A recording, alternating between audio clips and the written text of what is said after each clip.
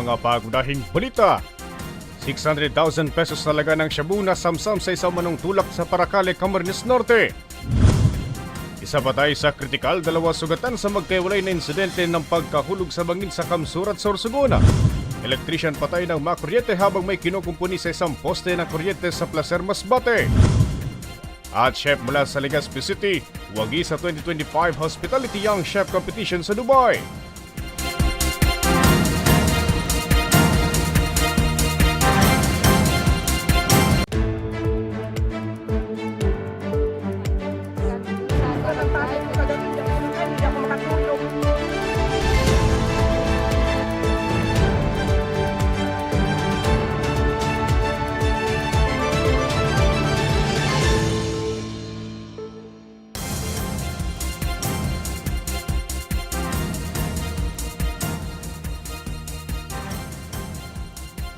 Magandang gabi. Narito na ang mga balitang dapat ninyong malaman ngayong Biyernes, ika-24 ng Oktubre. Arestado ang isang tulak umano ng iligal na droga matapos na mahulihan ng mahigit sa kalahating milyong pisong halaga ng shabu at baril sa ikinasang operasyon sa Paracale, Camarines Norte. Itinuturing umano ang suspect na isang high-value individual at kasama sa watchlist ng PIDEA. May report si Angeline Dagta.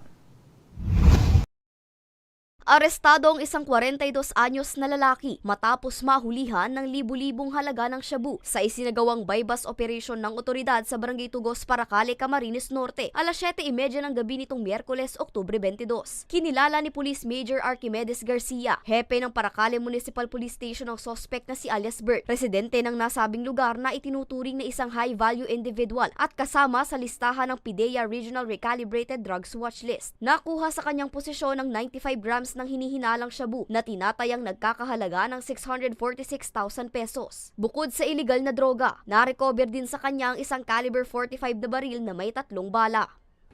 Kasi tinatanong nila bakit yung mga ganitong individual na hindi naman mayaman nakakabili ng ganong karami. Para din po sa impormasyon ng ating mga tagapagpakinig, ang sistema po ng pagbebentahan ng droga is consignment. Kumbaga binabagsak sa kanila yung isang malaking produkto at once na mabenta nila, yun yung pinapadala nila through wireless, to GCash, to Palawan Express. Ganun na din po, parang normal na negosyo. Kumbaga is commission-based itong mga malalaking pusher na to. Matagal din umano nilang minanmana ng sospek at ang pagkakahuli rito ay itinuturing nilang tagumpay para tuluyan ng maging drug cleared ang naturang bayan. Isang milestone po itong accomplishment na to, hindi lamang dun sa dami ng nasamsam na droga. Kasi isa din sila sa requirement para tuluyan ng ma-declare as drug-cleared municipality ang bayan ng Paracale. As of now kasi, out of 27 barangays, cleared na yung 25 and we have remaining 2 barangays for drug clearing or 92.something% na drug affectation. So one of the requirements for the submission of folder is to conduct law enforcement operation of these identified individuals who are still active in selling drugs. Before, 5 sila. Ngayon, isa na lang yung natitira. Pakunti-kunti, build up. Talagang sinatsagaan po ng ating police na magkameron ng build up, magkameron ng access. And eventually, nagbunga naman po, kasama namin yung PIDEA is naisagawa yung bypass operation. Sa ngayon, nasa kustudiya pa ng Paracale MPS ang sospek na nahaharap sa kasong paglabag sa RA 9165 o ang Comprehensive Dangerous Drugs Act of 2002 at RA 10591 o ang Comprehensive Firearms and Ammunition Regulation Act. Para sa mga balitang Tatak, Bicol, Angeline Dagta.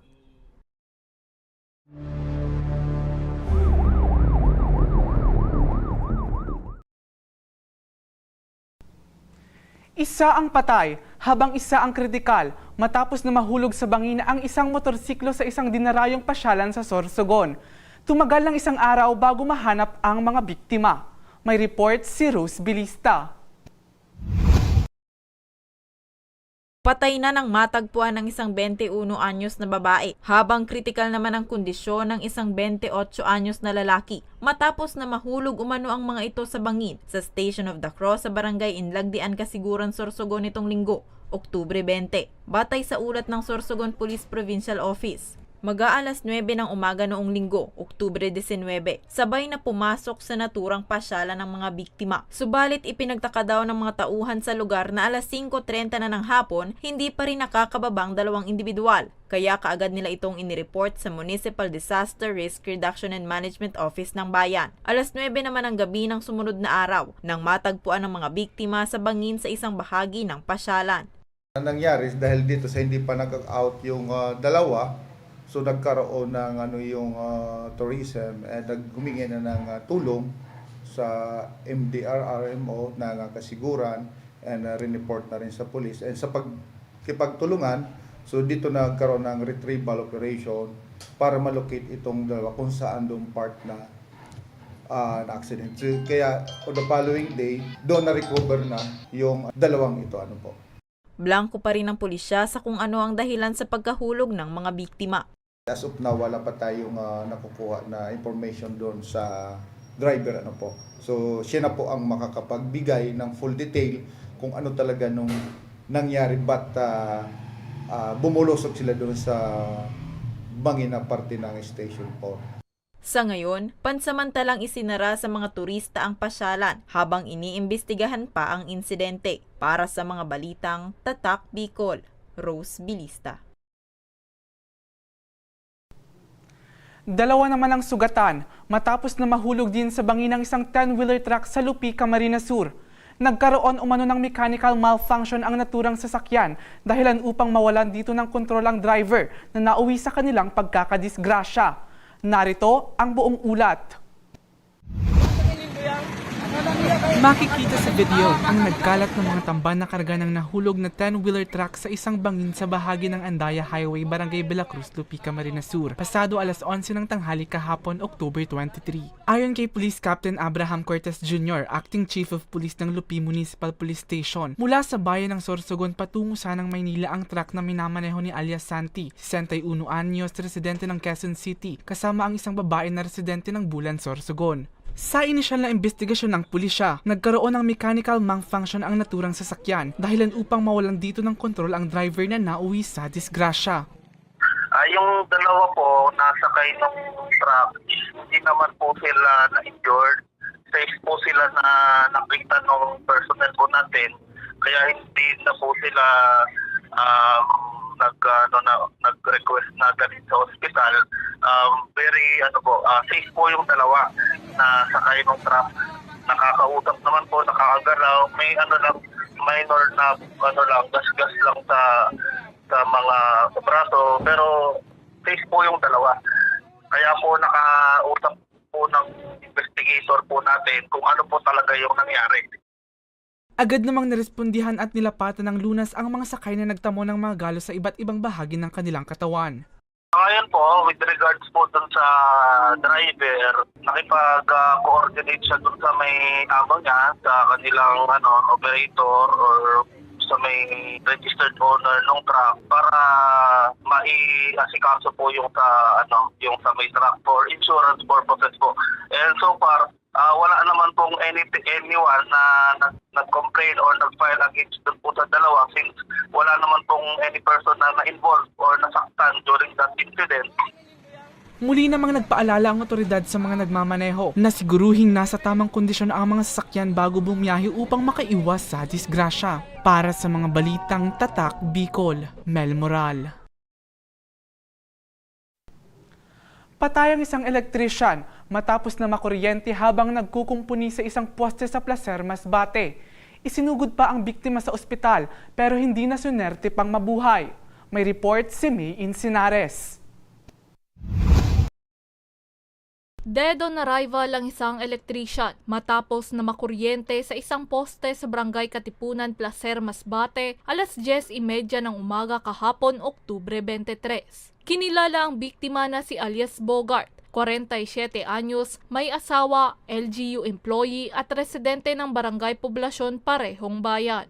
Batay sa investigasyon ng Placer Municipal Police Station, nakiusap sa biktima ang kagawad sa naturang lugar na idugtong ang linya ng kuryente ng ilang kabahayan sa nasabing poste. Nakaagad naman na pinaunlakan ng biktima katulong ang isa pang kasamahang elektrisyan. Subalit habang tinatrabaho ang mga nasabing linya, bigla na lamang itong nangisay sa taas ng poste na dahil na pala sa pagkakakuryente. Isinugod pa ang biktima sa ospital pero hindi na sinuwerte pang mabuhay.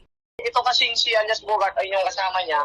Sila kasi yung electrician doon na mga pinagkakatiwalaan. Pag maaasahan ng mga tao doon sa area, kasi nga electrician siya and casual employee siya ng LGU.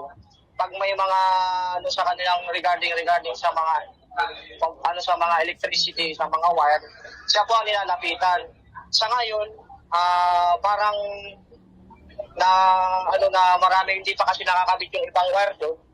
Baka pag may mga masabitan, parang na lang din, parang initiative na lang din. Pero kung sa mali pa rin kasi ang pinakang authorized lang talaga magkabit yan, lalo na pag sa electric post ay yung authorized talaga yung maselko.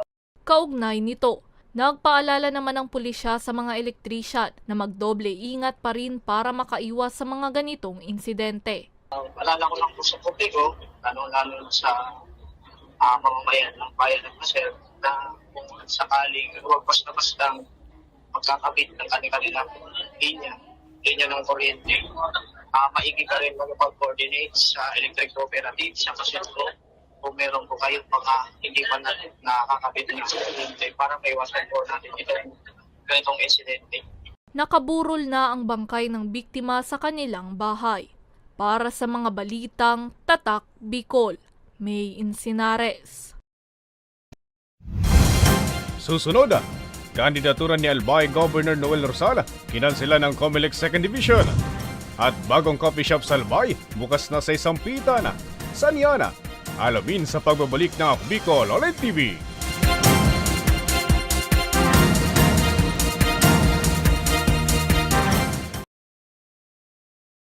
Libo-libo na ang mga nabigyan ng tulong medikal. Bata, matanda, kahit sino man, lahat ng mga may karamdaman, may maaasahan. Nagpapasalamat sa Ako Bicol Party List. Hindi po namin makakalimutan ang tulong na dinala ninyo dito sa aming bayan. Maraming salamat po. Dahil iisa lang ang tunay na nagmamalasakit. Ako Bicol, katabang na, kasurug pa. Problema sa tubig, agarang binigyang solusyon. Nagpatayo ng mga solar-powered water supply system sa mga liblib na lugar. Libre, malinis at maaasahang supply ng tubig 24/7. Dakulaon ang pagpapasalamat niya mo. Dahil may kamalilinwan habang kami nabubuhay. Dakulaon nining tabang para sa gabos na tao digdi. Salamat po. Para sa ating mga kababayang nasa laylayan, Ako Bicol, katabang na, kasurug pa. Tucked away in the province of Albay, known for its perfectly shaped Mayon volcano, Misibis Bay Resort, a locally owned 5-hectare private island resort. The resort is ready for all those looking to balance tranquility and adventure. This tropical destination is where guests can either choose to relax under the palm trees or have an adventure under the sun. It features modern and luxurious rooms and villas, recreational facilities, and sophisticated services.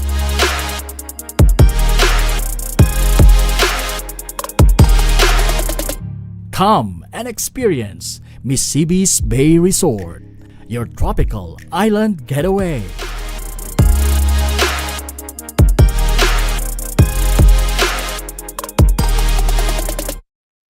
Daan-daan na po ang mga nakapagtapos at may mga kanya-kanya ng propesyon. Sa kanilang pagpupunyagi, walang masidlan ang kanilang mga ngiti. Yun at sa Gabos, nagpapasalamat po ako sa AKB. Gusto ko lang po magpasalamat sa Ako Bicol sa opportunity na tigtatao po arog po sa kuya na estudyante. Dahil naandyan lang, katuwang lagi, Ako Bicol, katabang na, kasurug pa.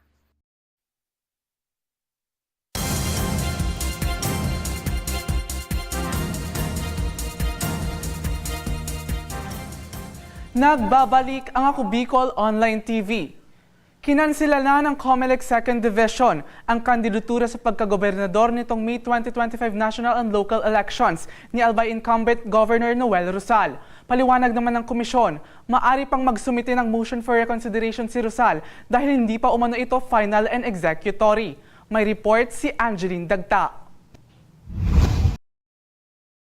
Kinansela ng Commission on Elections o COMELEC 2nd Division ang Certificate of Candidacy o COC ni Albay incumbent Governor Noel Rosal para sa pagkagobernador ng lalawigan noong May 2025 National and Local Elections o NLE. Sa ipinalabas na desisyon kahapon ng nasabing opisina, kinumpirma ng komisyon na granted ang petisyon na kansilahin ng COC ni Rosal. Pero ayon kay Attorney John Rex Laudianco, tagapagsalita ng COMELEC, ang desisyon na ito ay hindi pa final and executory dahil maaari pa aniyang umapila si Rosal sa Commission en banc sa pamamagitan ng pagsumite ng motion for reconsideration. May PRO dun sa naunang kaso tungkol sa ombudsman, ngunit ang nag-subject po sa temporary restraining order ay yung aming resolution 11044 na papatupad ng cancellation ng COC at executive cancellation ng COC sa lahat ng mga naparusahan ng perpetual disqualification and dismissal from service. Yun po yung sinasabi ko kanina, diwalay po ito dun sa PRO. Sa kasalukuyan, mananatili pa si Rosal sa pwesto. Paliwanag ni Laudianco. In sum po, the decision of the 2nd Division has yet to become final and executory. Bagamat sinasabi nga po sa desisyon na yan na talagang kanselado ang COC ni Mr. Rosal at hindi siya kwalipikadong tumakbo, hindi pa po final and executory at hindi pa po may papatupad. At dahil dito sa karukuang punto, wala pa pong pagbabago sa pamahalaan ng Albay sa puntong ito. Wala pa pong pagbababae, wala pong pagkilos. 5 araw naman ang binigay na palugit kay Rosal para magsumite ng motion for reconsideration sa COMELEC en banc. Magiging final executory po kasi ang isang desisyon sa mga kasong tulad nito. Petition to cancel or deny of due course of COC, disqualification ng isang candidate kapag hindi mo nagawa ang isa sa dalawang bagay na to. Either nakapag-file ka ng motion for reconsideration o nakakuha ka ng temporary restraining order. Sa pagkakataong tubo ito, baka hindi papayagan ng temporary restraining order dahil may isa pa naman pong remedy. Ito po yung pagpa-file ng motion for reconsideration. Ang temporary restraining order po kasi pinapaintulutan ng ating judiciary kapag wala ng ibang recourse na makukuha mula sa police. Meron pa naman po kaya makapag-file lamang ng motion for reconsideration. Samantala, posible namang gamitin ang rule of succession sakaling maging pinalang desisyon ng COMELEC sa pagkakakansela ng COC ni Rosal dahil tinanggal na aniya ng Korte Suprema ang second placer rule. Para sa mga balitang tatak, Bicol, Angeline Dagta. Isang ligaspenyo ang panibago na naman na pride ng Kabikolan matapos na magwagi sa isang cooking competition sa United Arab Emirates. Kilalanin natin ang Uragon na chef ng Albay. Kung sa pagalingan lang naman magluto, tiyak na hindi magpapahuli ang mga taga-Rehiyon 5 gaya ng 29 anyos na si Oscarlito Caloy Madrigalejo ng lungsod ng Legazpi na ibinandera ang panlasang Bicolano sa 2025 Hospitality Young Chef Competition sa Dubai, United Arab Emirates. Abril ngayong taon, isa si Caloy sa mga nagwagi sa nasabing prestihiyosong kompetisyon. Nagpanalo kay Caloy ang kanyang US beef tenderloin na may lasa ng signature dish ng Kabikolan na Bicol Express at tinutungang manok na may Japanese twist na talagang nagpawaw sa judges. Na nagulat sila kasi iba yung approach ko. Like yung mga iba kasi, yung mga ibang nag-present ng foodies, like napaka familiar yung taste. Yung sa akin kasi, first time nila makalasahan yung ganong combination na coconut, burnt coconut, tapos may may shrimp paste pa na na combination sa flavor para mag-complement. So, overall, yung judges, nasabi lang na well-balanced yung lasa.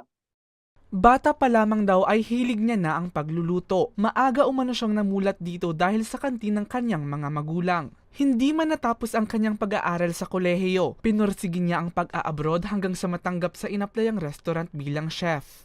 So pagdating ko dito sa Dubai, maraming option. Like office job, reception, sa hotel, ganun. Pero mas pinili ko pa rin yung kusina kasi yun talaga yung passion ko. kahit medyo tutol yung family ko na, ba't magaganyan? Mag-ano ka na lang, dito ka na lang sa ganitong trabaho kasi mas madali yung pera, mas madali yung buhay. Pero mas pinili ko yung passion ko na naging worth it din naman. And kahit mahirap, palag-palag lang kasi masaya ka naman sa ginagawa mo. Ang natamong tagumpay ay magsisilbing inspirasyon daw kay Kaloy na lalong pagsikapan na mapaunlad ang kanyang passion. May ipapayo ko lang sa mga gusto mag-OFW. Well, so unang-una, dapat passion niyo yung pagluluto. Unang-una yan, napaka-importante yan. Kung hindi nyo passion, huwag na kayong pumasok sa industriya namin. Mababurnout lang kayo, sasayangin nyo lang oras nyo.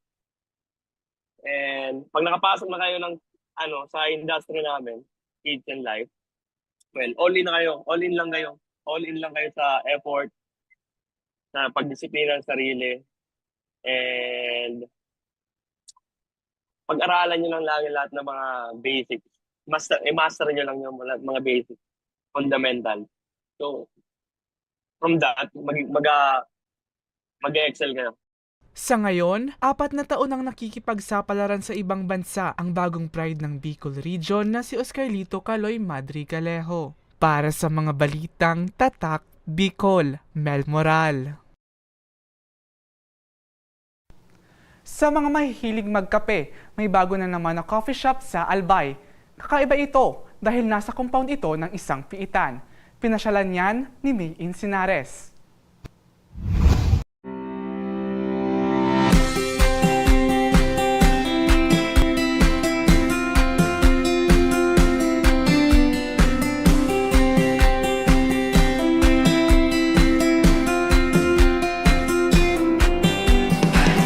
Mahilig ka bang magkape? Good news! Dahil may bagong bukas na coffee shop sa Albay. Yan ang Cafe Zelda ng Tabaco City District Jail. Opo, nasa loob po yan ng piitan pero don't worry dahil safe naman syempre dyan. Kahapon ang formal itong buksan. Tinawag itong Cafe Zelda o Community Engagement for Livelihood Development and Aftercare ni Jail Chief Inspector Ralph Vincent Bobis, ang warden ng naturang pasilidad. Kwento niya, 2 buwan ang ginugol ng ilang persons deprived of liberty o PDL para maitayo ang mismong cafe. Aniya, layunin ng kanilang inisyatiba na maturuan ng mga bagong kakayanan ang kanilang mga bilanggo habang kumikita ng marangal para sa kanilang pamilya kahit nasa loob ng kulungan gaya ng kanilang tagline na Brewing Second Chances. Nag-umpisa po yung aming pondo nang makalikom kami ng 100,000 plus coming from the Tabak Color Fund Run for a Cause. Pinasok po namin sa Tabak Festival yung aming fund run para mag-generate po ng funds, mapadami yung participants. And then, yung kinita for the 1.5 years ng aming komisari o yung aming sari-sari store sa loob, ang tawag po namin doon is jail commissary. And then yung aming Bread of Love Big Shop, yung kinita for 1.5 years span, yun po yung pinampondo namin, pampagawa ng structure. 2 PDL ang nagsisilbing barista sa Cafe Zelda. Isinailalim din sa 3 araw na coffee skills training ang kasamahan nilang 20 bilanggo para makatulong sa pagpapatakbo ng cafe. Ang profit po nito is percentage na papunta sa PDL and then yung pagpapamaintain namin ng facility. May napupunta po sa directly sa mga PDL na involved and then the maintenance po ng ating facility, pambili po ng kanilang mga sabon, pamlinis po ng mga selda, mga dorms po natin sa loob. So sa nakikinita po namin on the coming months or maybe years, na makikita po namin yung aming mga PDL na lumaya, sila po yung magde-deliver ng mga products galing po sa Cafe Zelda and then sa Bread of Love Big Shop. Sila yung maglalako ng aming mga paninda. And then, magbo-boost po yung siguro, it will help the tourism po sa Legazpi, sa Tabaco City na ma-boost. I-open po natin for public na maging benchmarking din po ng ibang facility or ibang departments na meron pong ganitong facility sa Tabaco City. Dumalo sa soft opening nito ang ama ng lungsod na si Mayor Reynaldo Bragais na pinuri ang inisyatibang ito ng piitan para sa pagbabagong buhay ng mga bilanggo. Nakakumit ang Tabaco City na sa bilang pamayo ko as mayor na magtabang po digdis po sa proyekto ng Tabaco City District Jail. Magayon na may koordinasyon ng mga PDL para pagluwas po nila sa komunidad, sa community na dapat akseptaron ta and then tabangan ta para mamposen ng pagbabago. Kung data po yan, akseptaron, data tabangan, lalo na kan lokal na gobyerno, kung di kita itong send ng suporta, mabalik at mabalik yan kung ano man nila at send na pong naging kasalan. Sa ngayon, bukas pa lamang ang Cafe Celda para sa mga bibisita sa pasilidad at kanilang mga tauhan. Para sa mga balitang Tatak Bicol, May Insinares. At yan ang mga balitang nakalap ng Ako Bicol News Team. Ako po si Mel Moral. Salamat at happy weekend!